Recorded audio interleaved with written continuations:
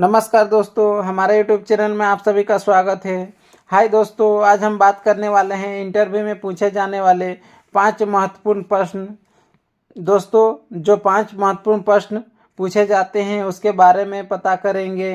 तो पहला प्रश्न है इलेक्ट्रिसिटी यानी बिजली कितने प्रकार की होती है। अगर आपका उत्तर 2 है AC और DC तो गलत है। दूसरा प्रश्न दोस्तों, वायर और केबल में क्या अंतर होता है। और तीसरा जो प्रश्न है दोस्तों, न्यूट्रल और अर्थिंग में क्या अंतर होता है।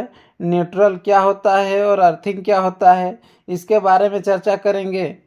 और आपका जो चौथा प्रश्न है दोस्तों, मेकर क्या है, इसका प्रयोग क्यों किया जाता है। बहुत ही ज़्यादा महत्वपूर्ण प्रश्न है दोस्तों, इसे हर बार हर जगह लगभग पूछ लिया जाता है।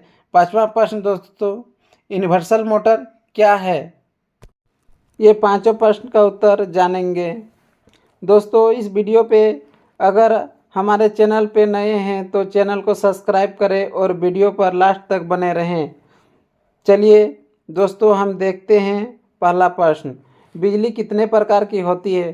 तो आपके जो बिजली होती है दोस्तों, वे 2 प्रकार की होती है। पहले जो होती है वो स्टैटिक इलेक्ट्रिसिटी, जिसे हम अचल विद्युत धारा के नाम से जानते हैं। हालांकि इसका प्रयोग है जो कि दोस्तों नहीं करते हैं, क्योंकि यह एक स्थान से दूसरे स्थान तक नहीं जाती है। और दूसरा जो होता है दोस्तों, आपका डायनेमिक करंट होता है।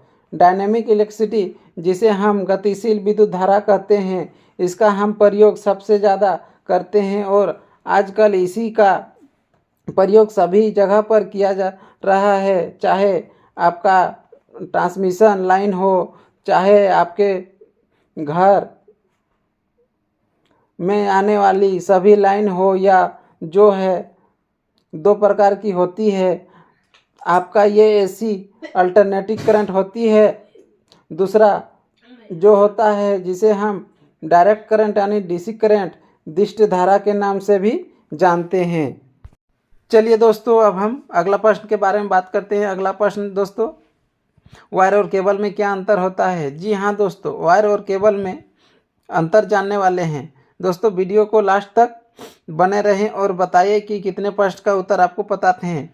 वायर के ऊपर दोस्तों आपका इंसुलेशन नहीं होता है और केबल के ऊपर आपका इंसुलेशन लगा होता है, ताकि वायर में इंसुलेशन नहीं होता है। अगर आप उसको टच करेंगे तो आपको करंट का झटका लग सकता है। केबल में क्या होता है कि वायर के ऊपर, तार के ऊपर आपका इंसुलेशन लगा होता है। अगर आप उसे टच करेंगे तो दोस्तों आपको करंट का झटका नहीं लगेगा, क्योंकि उसके ऊपर इंसुलेशन होता है। तो चलिए तीसरे प्रश्न पर बात करते हैं। तीसरा प्रश्न है दोस्तों, न्यूट्रल और अर्थिंग में आपको अंतर बताना है। तो न्यूट्रल जो होता है दोस्तों, वह हमें ट्रांसफार्मर से प्राप्त होता है। आपको पता है RWB के साथ एक वायर आता है जिसे हम न्यूट्रल के नाम से भी जानते हैं। उसकी जो अर्थिंग की जाती है दोस्तों, वो न्यूट्रल की वह जो ट्रांसफार्मर से की जाती है। और साथ ही में हम जो अर्थिंग बनाते हैं वो ज़मीन में गड्ढे खोदकर उसे चालक पदार्थ डालते हैं। चाहे वह जो मटेरियल आपका कॉपर हो, आयरन हो और कोई भी चीज़ हो। और साथ ही हम क्या करते हैं, अर्थिंग बनाते समय उसमें कॉल डालते हैं, नमक डालते हैं। तो चलिए अब हम चलते हैं अगले प्रश्न के बारे में बात करते हैं।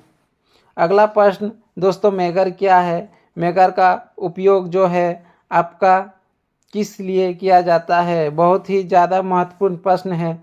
तो दोस्तों, मेगर एक ऐसा उपकरण है जो कि हम उसका प्रयोग किस लिए करते हैं, इंसुलेशन का रेजिस्टेंस मापने के लिए करते हैं। तो दोस्तों, जब हम वायर का कोई भी इंसुलेशन लगाते हैं तो उसको देखते हैं कि वह कहीं ये जो है सही प्रकार से जो है कि आपका काम कर रहा है कि नहीं। इंसुलेशन को अगर हम ऊपर से टच करें तो करंट का झटका तो नहीं लगेगा, इसलिए उसका जो है कि इंसुलेशन को मापने के लिए हम क्या करते हैं कि मेगर का प्रयोग करते हैं। तो आपको ये समझ में आ गया होगा। पांचवा प्रश्न है दोस्तों, यूनिवर्सल मोटर क्या है।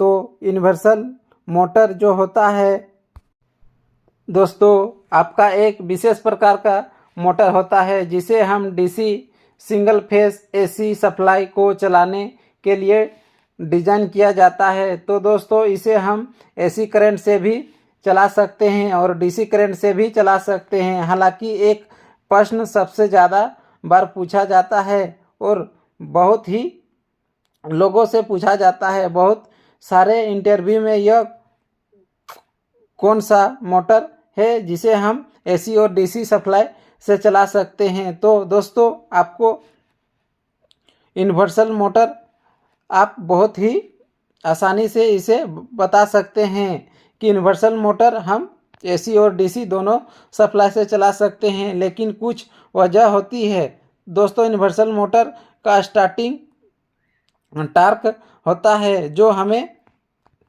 बल लगाना पड़ता है, करंट देना पड़ता है, वह बहुत ज़्यादा होता है। इसलिए इसे जो है हम एसी सीरीज मोटर भी कहते हैं।